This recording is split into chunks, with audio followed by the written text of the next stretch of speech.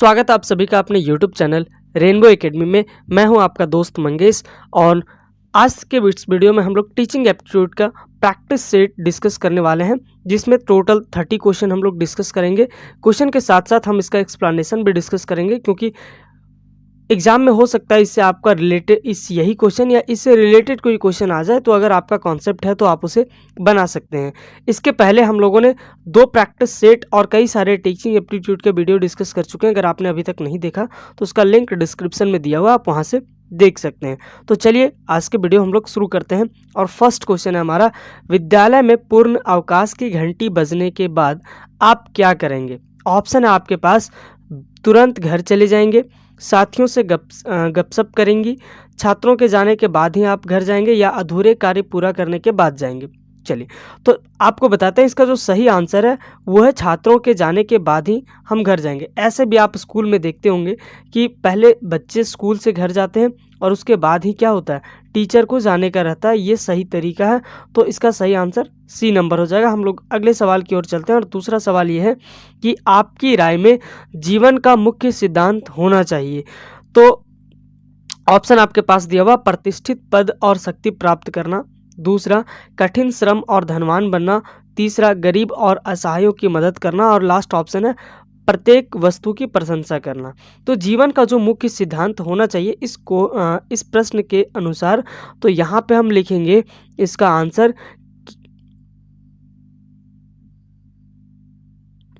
गरीबों और असहायों की मदद करना। अगला सवाल है, प्रोजेक्ट विधि में शिक्षक की भूमिका क्या होती है? देखिए, प्रोजेक्ट विधि जो है वो किलपैट्रिक्स के द्वारा लाया गया था। आप ये ज़रूर याद रखिएगा कि प्रोजेक्ट विधि, यहाँ तो सवाल प्रोजेक्ट विधि पर शिक्षक की भूमिका पूछा है, लेकिन अगर सवाल में ये पूछ दे कि प्रोजेक्ट विधि के निर्माणकर्ता कौन थे और किनके द्वारा लाया गया था, तो किलपैट्रिक्स आप इसका ऑप्शन लिखेंगे। फिलहाल आते हैं हम लोग इस सवाल की ओर। इस सवाल ये है कि इसमें शिक्षक की भूमिका कैसी होती है? एक मित्र की जैसी, एक मार्गदर्शक की जैसी, एक कार्य सहयोगी जैसा, या उपयुक्त सभी? तो देखिए, एक शिक्षक की भूमिका जब प्रोजेक्ट मेथड होता है, जिसमें मतलब हम लोग प्रोजेक्ट मेथड में क्या होता है, best practice method, practical method of शिक्षण हम लोग करते हैं। इसमें शिक्षक की जो भूमिका होती है वो उपयुक्त जो है वो सभी हो जाएगी, मतलब एक मित्र के भी जैसा, एक मार्गदर्शन के जैसा, और एक कार्य सहयोगी के जैसा भी होता है। तो इस तरीके से इसका ऑप्शन डी हो जाएगा। अगला सवाल है, प्रोजेक्ट विधि का सर्वश्रेष्ठ गुण क्या है? मतलब इसका सबसे अच्छा गुण क्या है, ये आपको बताना है। तो ऑप्शन आपके सामने कि यह बाल केंद्रित होना, इसके द्वारा वैज्ञानिक विधि का प्रशिक्षण प्रदान करना, खेल खेल में बालकों को सिखाना, या फिर प्रजातांत्रिक अनुशासन का लागू करना।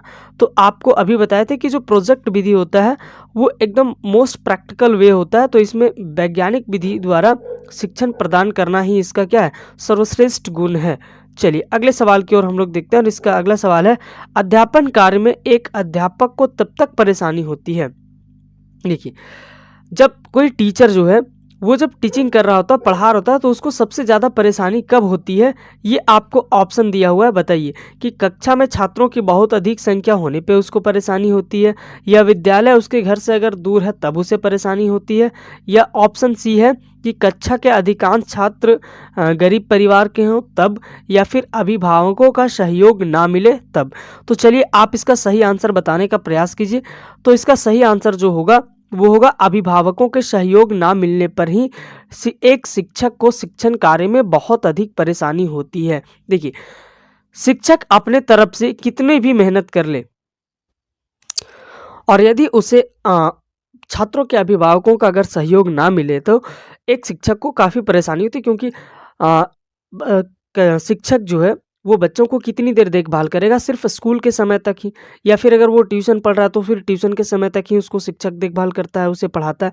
बाकी ज़्यादातर समय तो बच्चे जो होते हैं वो अपने घर में होते हैं, और घर में अगर उसका सहयोग ना मिले, उसके माता पिता अगर उसको सही ढंग से गाइड ना करें, तो उसमें एक अध्यापक को उससे काफ़ी परेशानी होती है, क्योंकि बच्चा सीख नहीं पाता। तो इसका जो सही आंसर है वो अभिभावकों के सहयोग ना मिलने पे एक शिक्षक को अध्यापन कार्य में सबसे ज़्यादा परेशानी होती है।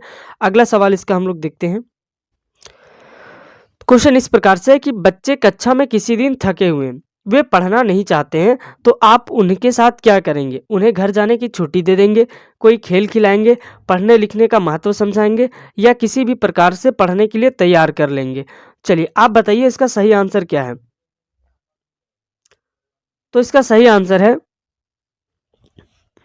कि बच्चों को हम कोई खेल खिलाएँगे, क्योंकि छुट्टी तो उन्हें दे नहीं सकते। अगर पढ़ने का मन नहीं तो ऐसा नहीं कि अगर 10-11 बज रहा है और पढ़ना स्कूल का टाइम छुट्टी का नहीं तो हम छुट्टी दे देंगे, या फिर अगर उनका मन ही नहीं तो हम पढ़ने लिखने का महत्व समझाने का कोई फ़ायदा ही नहीं है। फिर किसी प्रकार से पढ़ने के लिए तैयार करने से भी उनका पढ़ने में मन नहीं लगेगा, क्योंकि वे बहुत थके हुए हैं। तो उससे अच्छा है कि उनको कोई खेल खिला देते हैं, इससे उनका क्या होगा, मन बढ़ेगा। और आगे चलते हैं हम लोग, इसका प्रभावशाली शिक्षण में होता है। ऑप्शन है आपके पास, अध्यापक सक्रिय किंतु छात्र जो है वह सक्रिय या निष्क्रिय निष्क्रिय होगा। मतलब सक्रिय का मतलब यहाँ पे एक्टिव, कि जो टीचर होंगे वो एक्टिव होंगे, जबकि जो छात्र होगा वो एक्टिव हो भी सकता है और नहीं भी हो सकता है। दूसरा है अध्यापक सक्रिय या निष्क्रिय किंतु छात्र को ही सक्रिय होना चाहिए, यहाँ पे छात्र को एक्टिव बोला गया। अब सी नंबर है, छात्र तथा अध्यापक दोनों को एक्टिव होना चाहिए, या ऑप्शन डी है आपके पास कि उपयुक्त सभी स्थितियां इसमें से सही है। तो प्रभावशाली शिक्षण तब होता है जब छात्र और अध्यापक दोनों जो होते हैं वो सक्रिय होते हैं, एक्टिव होते हैं, तभी जो है वो प्रभावशाली शिक्षण हो सकता है। दोनों में से कोई एक एक्टिव है, या तो टीचर एक्टिव है या फिर छात्र एक्टिव है, और तो ये प्रभावशाली शिक्षण का सही तरीका नहीं है। दोनों को एक्टिव होना चाहिए, दोनों सक्रिय होंगे तभी होगा। अगला सवाल है, कोई शिक्षक अपनी आमदनी बढ़ाना चाहे तो आप उसे क्या सलाह देंगे कि अतिरिक्त समय में कोचिंग जाने की, संस्थान में अधिक से अधिक धन वाले कार्य करने की, या फिर शिक्षण के अतिरिक्त दूसरे संविदा कार्य करने की, या पुस्तकें लिखने की? देखिए, अगर इनमें से कोई भी काम टीचर कर रहा है, अगर आप ये सवाल आ जाता है या फिर इससे रिलेटेड कोई क्वेश्चन आएगा तो आप कैसे इसे हल करेंगे? देखिए, शिक्षक को क्या करना, आमदनी बढ़ाना है, और आप उसे सजेशन देना चाहते हैं, तो इसमें लॉजिक क्या है? अगर उन्हें कोई कोचिंग पढ़ाने के लिए आप सजेस्ट करते हैं तो इससे होगा क्या कि वे अपने स्कूल से ज़्यादा समय कोचिंग पे देंगे, क्योंकि वो चाहेंगे कि हम यहाँ कम पढ़ाएंगे तो बच्चे यहाँ पे ज़्यादा आ जाएं। ठीक है, तो ये सलाह तो आप नहीं दे सकते हैं। अगर उन्हें कोई दूसरा धन कमाने वाला कार्य करने का अगर आप सलाह देते हैं तो उससे क्या होगा, उनका जो पढ़ाने का रुतबा होगा, पढ़ाने में मन होगा, वो कम लगेगा, क्योंकि उनका ध्यान तो पैसे कमाने पे लगेगा। शिक्षण के अतिरिक्त अगर दूसरा संविदा कार्य करने के लिए देंगे तो ये भी तो यही हो गया। तो उनको बेस्ट सलाह यही होगा कि उन्हें हम क्या दे दें, पुस्तकें लिखने के लिए, क्योंकि एक बार पुस्तक लिख गया उससे वो पुस्तकें बिकती जाएंगी और उनका इनकम बढ़ते चला जाएगा। अगला सवाल है, तो इसका आंसर क्या हो जाएगा, पुस्तकें लिखने की हम सलाह देंगे, सही आंसर यही है। अगला सवाल है, एक आदर्श अध्यापक का लक्षण क्या है?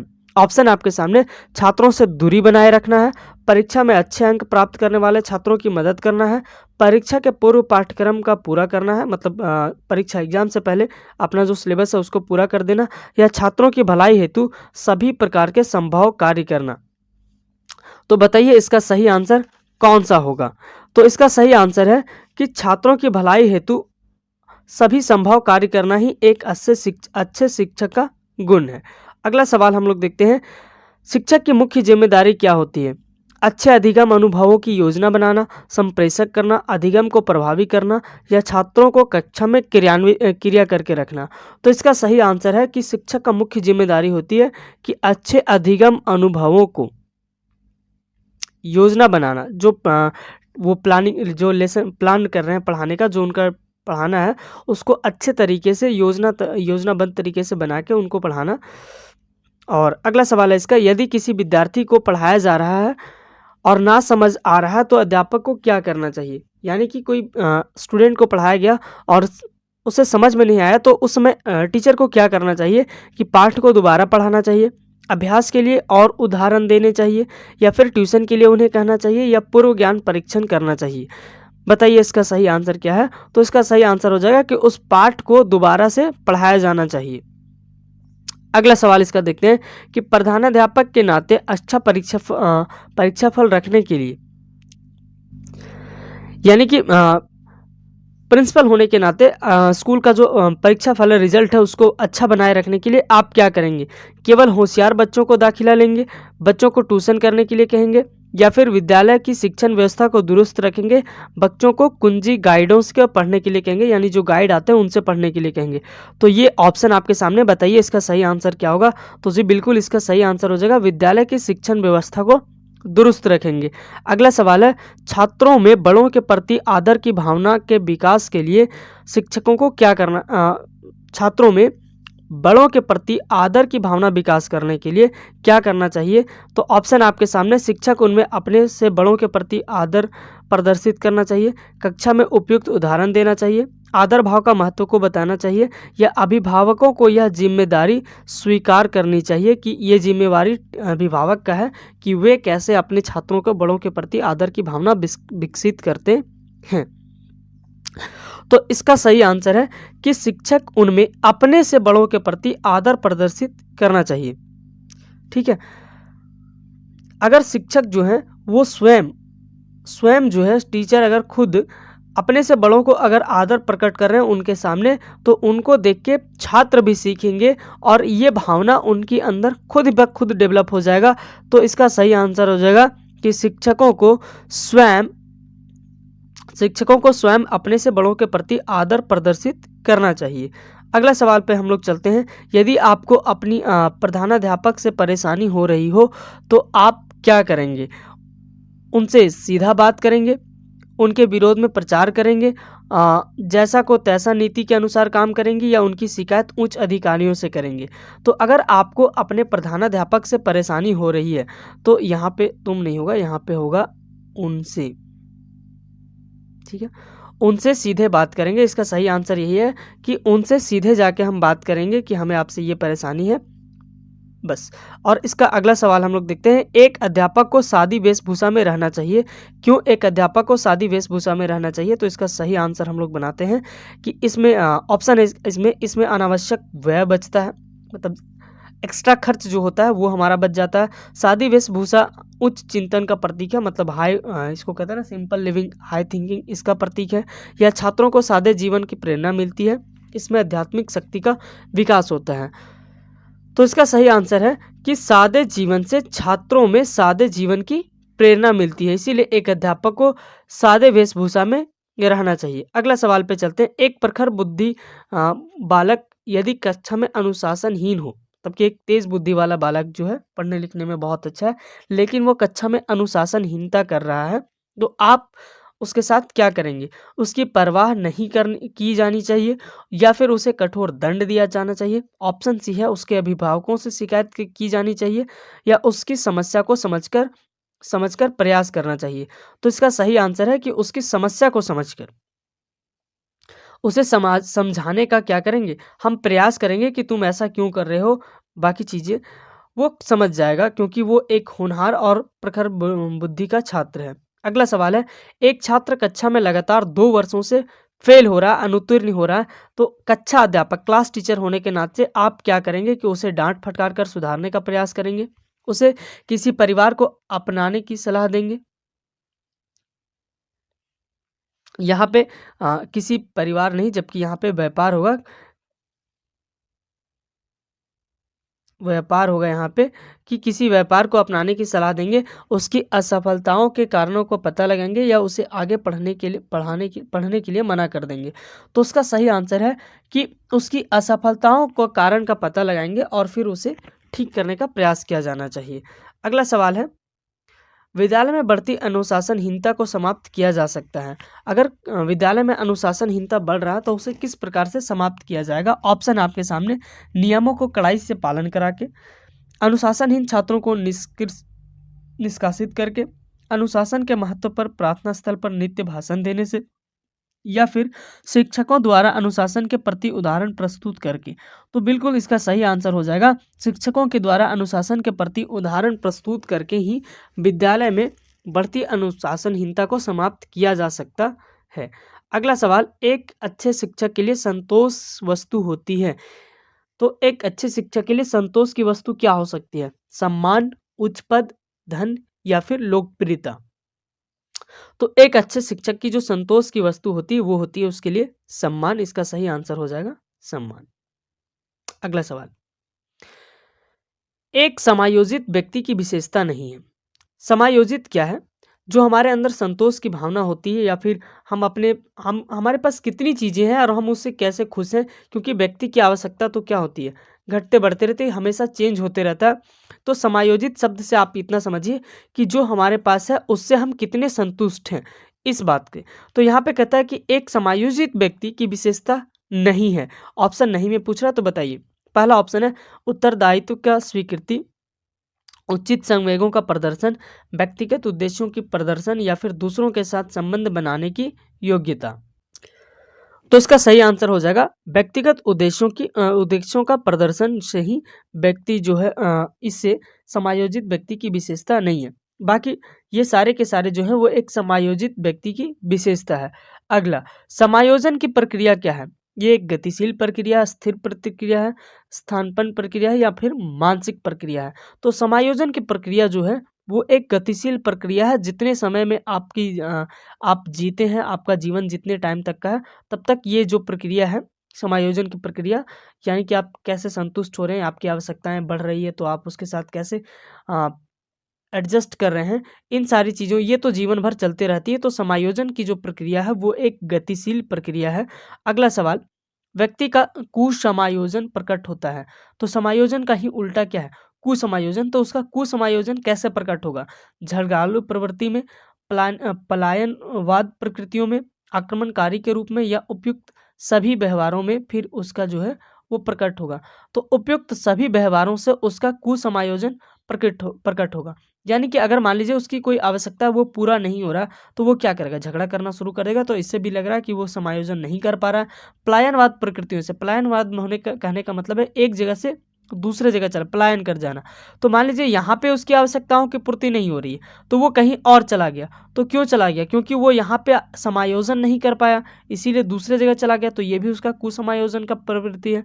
आक्रमणकारी, वो आक्रमणकारी भी जो है वो इसी केस में आता है। तो इसका सही आंसर क्या है? उपयुक्त सभी विधियों से जो व्यक्ति का कुसमायोजन होता है वो प्रकट होता है।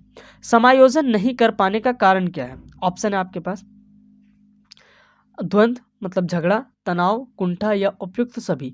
तो इसका भी आंसर हो जाएगा उपयुक्त सभी। अगर वो समायोजन नहीं कर पा रहा तो उसका ये सारे के सारे रीजन है, तो उपयुक्त सभी इसका सही आंसर है। विचलनात्मक व्यवहार समायोजन के लिए होता है। तो विचलात्मक जो व्यवहार होता है वो समायोजन के लिए अच्छा होता है, बुरा होता है, सहयोगी होता है या ये सभी होता है। तो विचलन जो होता है, जैसे कभी विचलन करने आप समझते होंगे, तो विचलन जो है वो समायोजन के लिए क्या होता है? बुरा होता है। तो इसका सही आंसर है बी। अगला सवाल, व्यक्तित्व के समायोजन में निम्न में से जो तत्व बाधक है, यानी समायोजन करने में कौन सा तत्व बाधक हो सकता है? ऑप्शन आपके सामने, भग्ननाशा, आशा, उत्साह या फिर खेल। तो इसका सही आंसर है भग्ननाशा जो है वो व्यक्ति के समायोजन में बाधक उत्पन्न होता है। तो इसके यही आंसर सही है। अगला सवाल पे हम लोग चलते हैं। 25, निम्न में से समायोजन का तरीका नहीं है। कौन सा जो है वो समायोजन का तरीका नहीं है? मनोविश्लेषण, कुशिक्षा, पुनः शिक्षा या फिर मनोअभियोग। तो इसका सही आंसर हो जाएगा कुशिक्षा जो है वो समायोजन का सही तरीका नहीं है। अगला सवाल है, विद्यालय में शिक्षक बालकों के समायोजन के लिए कार्य नहीं करेगा। कौन सा जो निम्नलिखित में से ऑप्शन है वो विद्यालय के शिक्षकों में बालकों के समायोजन के लिए कार्य नहीं करेगा? तो वो है कठोर दंड देना। ऐसे भी अब विद्यालयों में बच्चों को कठोर दंड देना क्या है? अपराध है, आप उसे दंड नहीं दे सकते हैं। कठोर दंड खास करके आप तो बिल्कुल भी नहीं दे सकते हैं। अगला, कुसमायोजित व्यक्ति के लक्षण है। जो व्यक्ति कुसमायोजित है, समायोजन स्थापित नहीं कर पाता, उसके लक्षण क्या है?